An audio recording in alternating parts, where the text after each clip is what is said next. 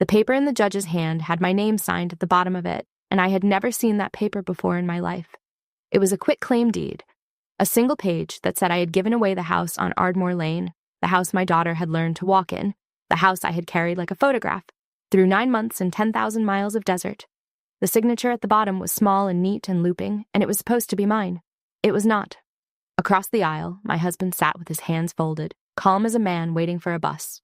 His mother sat behind him in the front row of the gallery, her back straight, her chin lifted, wearing the small, serene smile of a woman who believed the hard part was already over.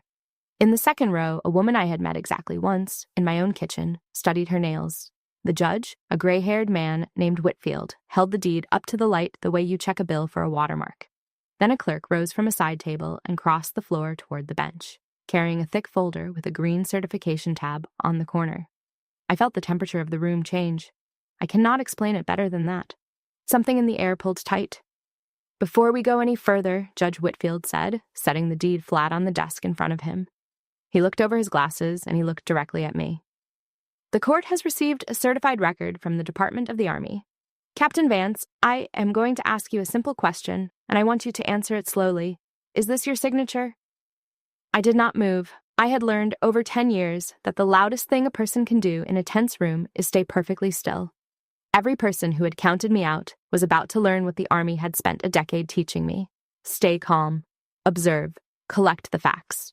Then let the truth do the work you would be tempted to do with your own 2 hands. But let me back up a little.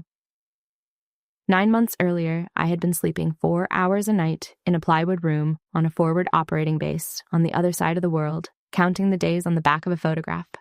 The photograph was of my daughter, Lily, on my shoulders in the backyard, both of us laughing so hard our eyes were closed. She was 5 years old. She had a gap where a tooth used to be, and a habit of narrating everything she did out loud, like a small tour guide of her own life. I had taped that photograph inside my locker, and every morning before the day swallowed me, I put my thumb over the corner and told myself, "One day closer." The base had a name I'm still not going to say. The days there did not have edges the way days do at home. They ran together into one long gray shift of heat and noise and responsibility. And the only thing that kept them separate in my mind was that photograph and the count on the back of it. I was in charge of other people's lives out there. I made decisions at 3 a.m. that I then carried in my chest for weeks. And through all of it, the thing I told myself, the promise underneath every other promise, was that a home was waiting for me at the end of it. For most of the deployment, the calls home were good. Lily would hold the phone too close to her face, so all I could see was one enormous eye and the ceiling fan. Marcus would appear behind her, tired but smiling, and we would talk about ordinary things. The gutter that needed cleaning, the preschool spring concert, the way Lily had started asking when Mommy was coming back from her big trip.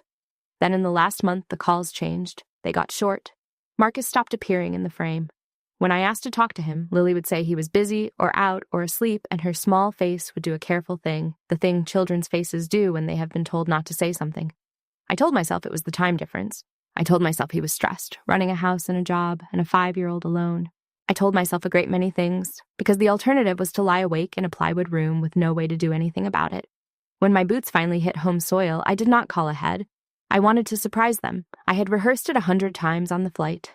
I would knock on my own door, and Lily would open it, and she would scream, and I would catch her, and everything that had been paused for 9 months would simply start again.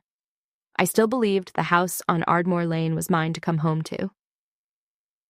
The rideshare turned onto our street a little after 2 p.m. The maples were in full leaf, someone was mowing a lawn a few houses down, and the smell of cut grass came through the window, and my chest ached with how much I had missed something as small as that. Then I saw the shoes.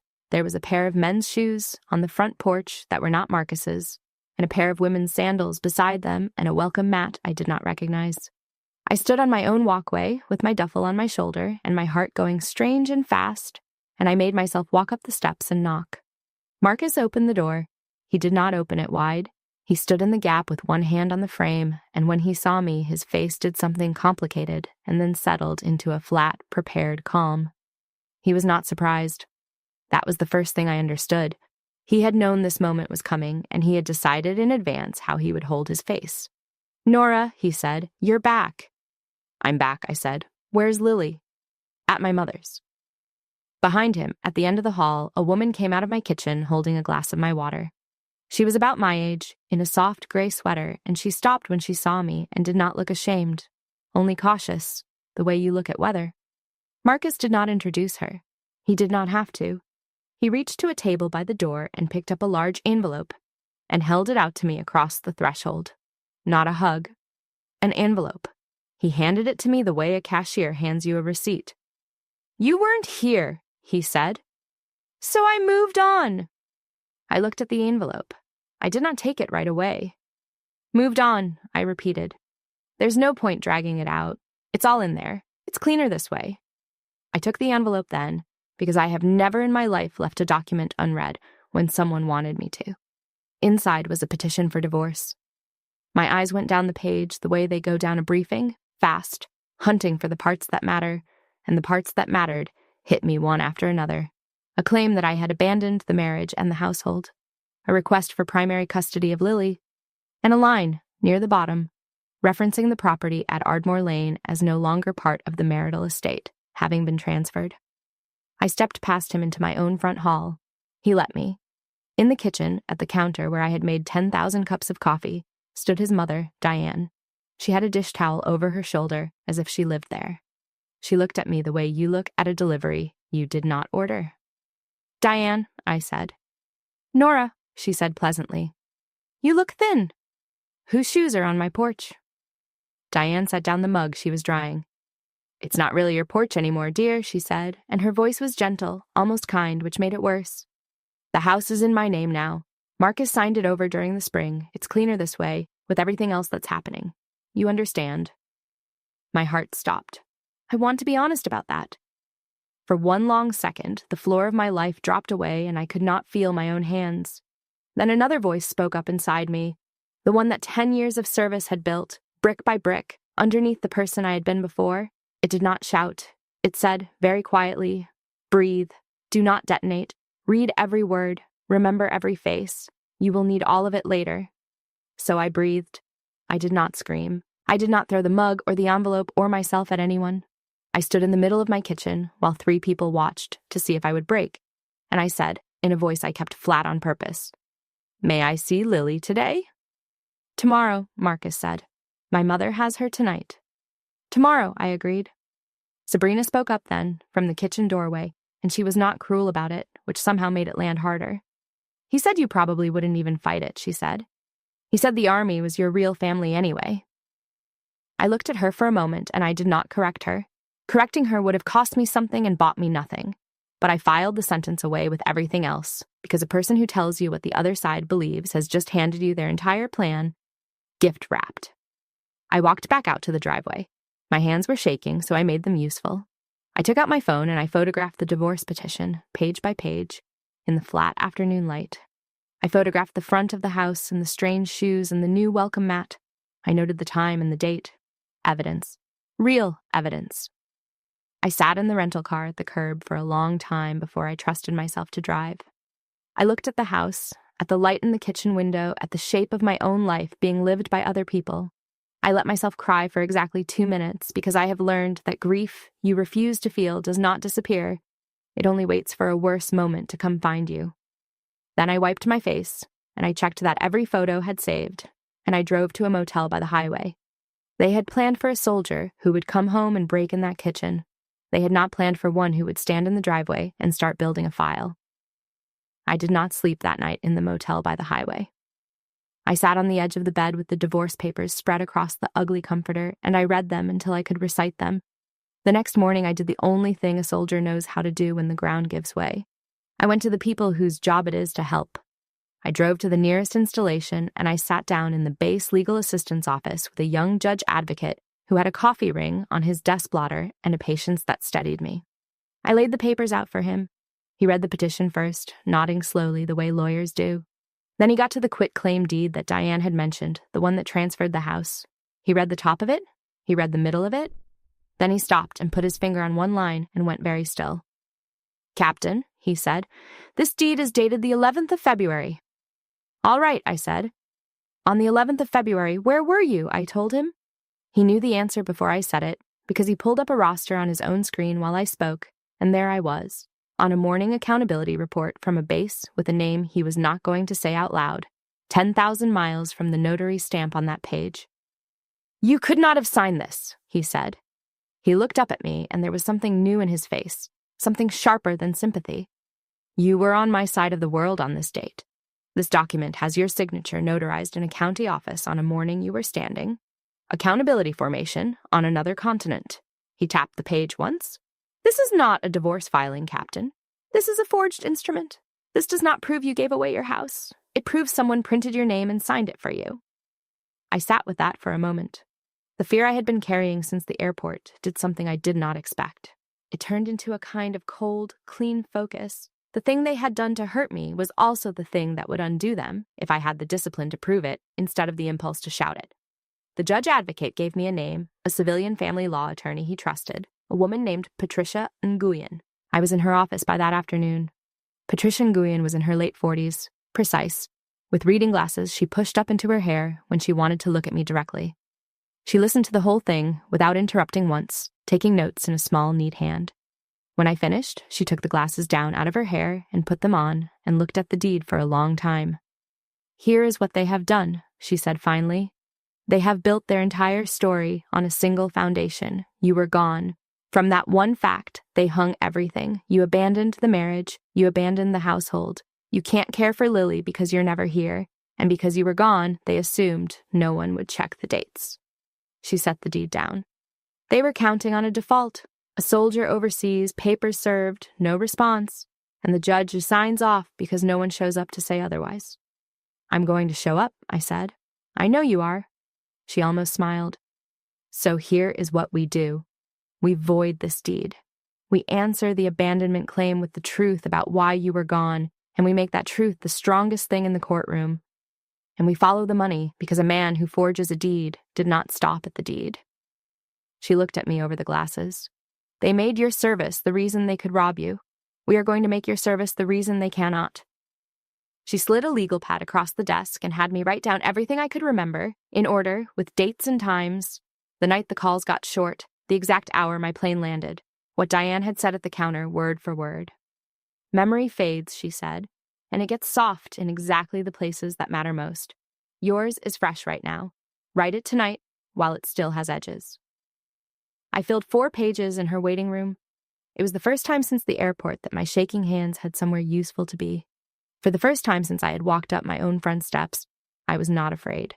I was working. I built the file the way I would build a mission brief.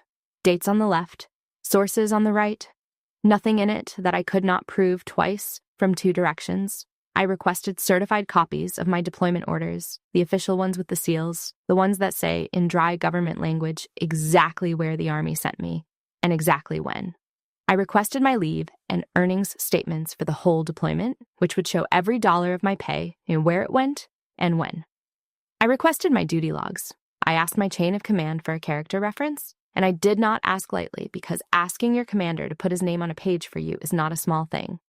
My battalion commander was a lieutenant colonel named Grant Mercer, a man who did not waste words and did not hand out praise for weather. I called him and I explained the situation as plainly as I could, without drama, the way you brief bad news up the chain. There was a silence on the line when I finished. "Let me make sure I understand," he said. "You were forward, doing the job I gave you, and while you were gone, your husband forged your name to steal your house and took your daughter." "Yes, sir." "Captain," he said, "you were exactly where the Army sent you, and you did that job well, and I will put that in writing, and I will sign my name to it, and I will say so to a judge if it comes to that." He paused. "The people who did this counted on the fact that soldiers are easy to lie about while they're away. Let's remind them that soldiers keep records." The next afternoon, I saw my daughter for the first time in 9 months. Diane brought her to a park halfway between us, which Patricia had arranged on purpose, so there would be a neutral place and a clean record of every handoff. I saw Lily before she saw me, small on the wide green grass, and then she turned and her whole face opened like a window, and she ran at me shouting a word that was just noise and joy, and I went down on my knees on the grass and caught her, and for one long moment there was no house and no deed and no courtroom. There was only the weight of my own child against my chest, and her hair smelling like the same berry shampoo it always had. "You came back from your big trip," she said into my neck. "I told you I would," I said. "I will always come back for you. Every single time, no matter what." I held her until Diane, waiting a polite distance away, said gently that it was time to go. Letting go of Lily in that park was harder than anything the deployment had ever asked of me. But I let go softly, and I smiled the whole time, because I was not going to let my daughter see the war. I was going to win it and keep it away from her at the very same time. That was the mission now. Both halves of it, equally. I sat at a borrowed desk in temporary quarters that night, and I laid a card in the center of my new file. On it, I had written 2 names. The first was the notary, whose stamp was on the forged deed. The second was a man listed as the witness to the power of attorney, a name I recognized. It was Marcus's cousin. I had spent 9 months protecting people I would never meet in a place I could not name. Now I was going to protect the one person who mattered most, and I was going to do it the same way, patiently, by the rules, until it was done. The evidence chain tightened one link at a time, and each link was a fact I could hold in my hand. The bank came first. I still had legal access to the joint account, and Patricia had it subpoenaed properly to be safe, and when the statements came back, the money told its own quiet story. Over the spring, while I was gone, $42,000 had left our joint savings. Not all at once. In 3 transfers, $14,000 each, spaced about a month apart, moved into an account held in Diane's name. That is not how you move money you are allowed to move. That is how you move money you are hoping no one will notice, in pieces small enough to look ordinary. I stared at those 3 numbers on the statement for a long time. 14,000. 14,000, 14,000. That was our emergency fund. That was the money we had set aside together, one careful paycheck at a time, the money that was supposed to be there if the roof went, or a job ended, or a child got sick in the night. He had taken our safety net and quietly turned it into the rope he planned to leave me hanging from. Then came the notary log. Patricia sent an investigator to the county recorder's office, and he came back with a copy of the notary's journal. For the day the power of attorney was signed, a notary is supposed to watch a person sign. The journal is supposed to show that person's own signature, taken in front of the notary, sat for, in the flesh. The journal for that day had an entry for me. It had a signature I had never made, witnessed by Marcus's cousin on a morning I was on the far side of the planet. The notary stamped a document for a woman who was on another continent, Patricia said, tapping the copy. That is not a clerical error, Nora. That is a crime, and it has a name, and the name is not divorce. The last link came in discovery. Patricia's request pulled a thread of text messages, and among them was one that Marcus had sent months before I came home to the woman in the gray sweater, whose name I now knew was Sabrina. It was short. It said, "Once the deployment paperwork clears, the house is ours." I read that sentence more times than I want to admit. The house is ours, not his. Ours, meaning him and her, in the home where my daughter's height was still marked in pencil on the pantry doorframe. They were not finished trying either. 2 weeks before the hearing, Marcus filed paperwork to move Lily to a different school district near his mother's house, which would have quietly built a record of Lily being settled somewhere I was not. Patricia caught it within a day and blocked it with an emergency order that froze all major decisions about Lily until the court ruled. It was a near thing. If I had been a week slower, or a shade less organized, it would have worked. There were nights I wanted to drive straight to that house and pound on the door and demand my daughter back that very hour. Patricia talked me down more than once, and always the same way. If you go over there angry, you hand them the exact story they need, she said. The unstable soldier, the scene at the door, the police report, give them nothing. Stay boring. Boring wins these cases. So I stayed boring. I went to work. I kept my file. I saw Lily on the schedule the court had set, and I let the paper do the fighting for me. Every lie they had told needed the next lie to hold it up. The abandonment claim needed me to have no orders. The house grab needed the deed to go unquestioned. The custody play needed the school move to stand. I did not have to knock down all of it at once. I only had to pull one card, cleanly, and let the rest come down on its own. Official validation is a slow, unglamorous thing, and it is more powerful than any speech. The certified packet from the Army arrived at Patricia's office in a flat cardboard mailer, and we opened it at her conference table like it was something fragile. Inside were my deployment orders, stamped and sealed, and my earnings statements, and Lieutenant Colonel Mercer's letter on official letterhead, signed in blue ink. The orders had a date on them. The forged deed had a date on it. They were the same week, and they placed me on 2 opposite sides of the world at the same hour. You cannot argue with a calendar. A calendar does not care how confident a man looks in a hallway. There was a pre-trial status conference before the main hearing, A short procedural meeting in front of Judge Whitfield to sort out what documents would come in. Patricia is not a dramatic lawyer. She simply laid the certified orders on the table next to the deed, side by side, and let the judge's own eyes do the rest. Judge Whitfield looked at the two dates for a while. Then he took off his glasses. "Counsel," he said to Marcus's attorney in a mild voice that somehow filled the whole room, "your client has submitted a deed your client's wife supposedly signed in this county on a date when the Department of the Army places her on another continent. I would like the original notary journal produced, not a copy. The original and all of it." He put his glasses back on. "We will continue this at the hearing." Patricia had warned me not to celebrate a status conference, that it was only a procedural skirmish and not the war itself. But I saw something shift in that room that day. Marcus's attorney asked for a short recess and spoke to his client in low, urgent tones out in the hallway, and when they came back, neither of them would look at the certified orders sitting there on the table in plain view. I was watching Diane when he said it. For 9 months, I had pictured her serene smile in that motel room, the way she had dried my mug in my kitchen. I watched that smile leave her face and not come back. They had wanted a quiet default, a rubber stamp, a soldier too far away to object.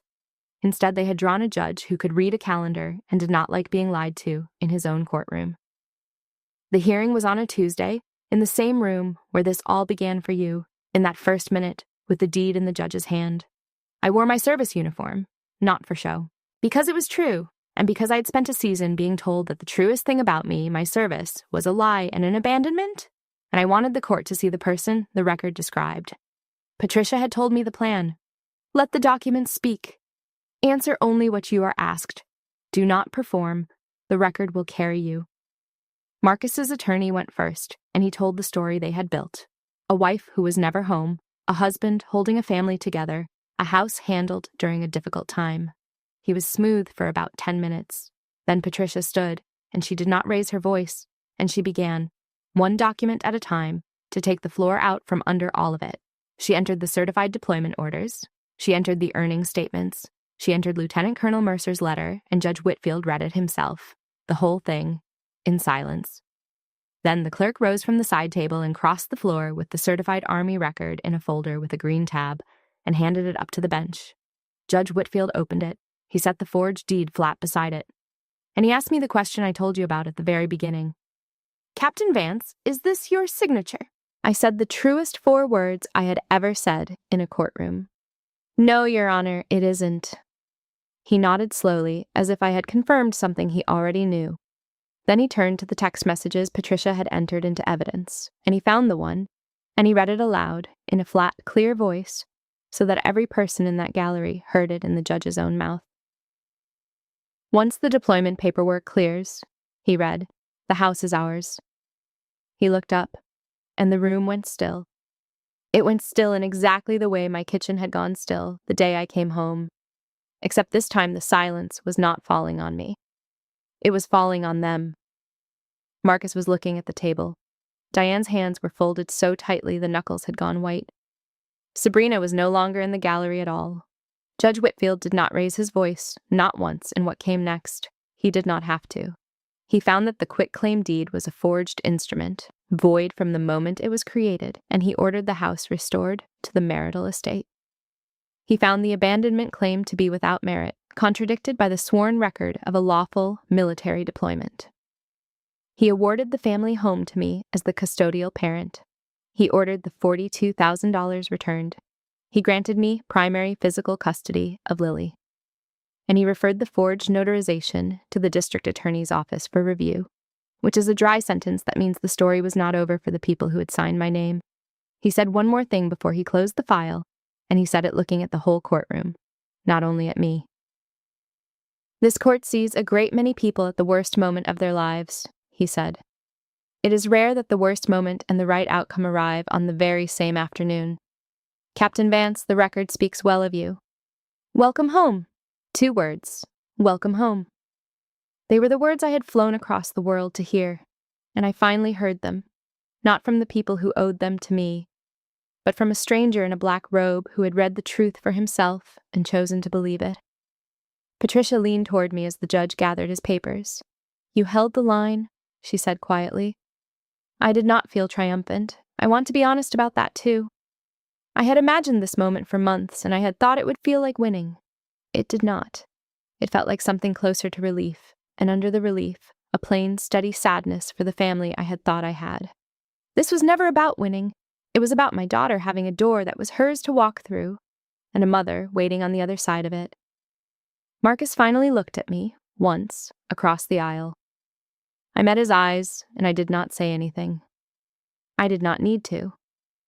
The record had already said all of it in language neither of us could take back. The apology came in the fall on the porch of the house on Ardmore Lane, which was mine again, with the maples going gold. I heard a car in the driveway, and I looked up from the step where I was drinking coffee, and it was Diane. She got out slowly and stood at the bottom of the walk as if she was not sure she was allowed to come up, which, to be fair, she was not sure about, and neither was I. "I won't stay," she said. "I wanted to say something to your face because I owe you that much at least." I did not invite her up, but I did not tell her to leave. I waited. "I told myself it was for Marcus," she said. "The whole spring, that's what I said inside my own head, that I was helping my son through a hard thing, that you being gone so much was its own kind of leaving." Her voice was not steady. "That doesn't make any of it right. What we did was wrong, and I knew it was wrong the day I dried that mug in your kitchen and called it my house. I'm sorry, Nora. I don't expect it to fix anything. I just needed to say it out loud to you." I had rehearsed 100 cruel things to say to this woman. I had polished them in that motel room while I could not sleep. And sitting there on my own step in the gold afternoon, I found that I did not want a single one of them. Not because she deserved mercy, maybe she didn't, but because I had watched what living inside a grudge had done to their whole family, and I was not going to hand that same poison to my daughter as an inheritance. "Lily can know her grandmother," I said. "But we start small, short visits, here, at this house with me home.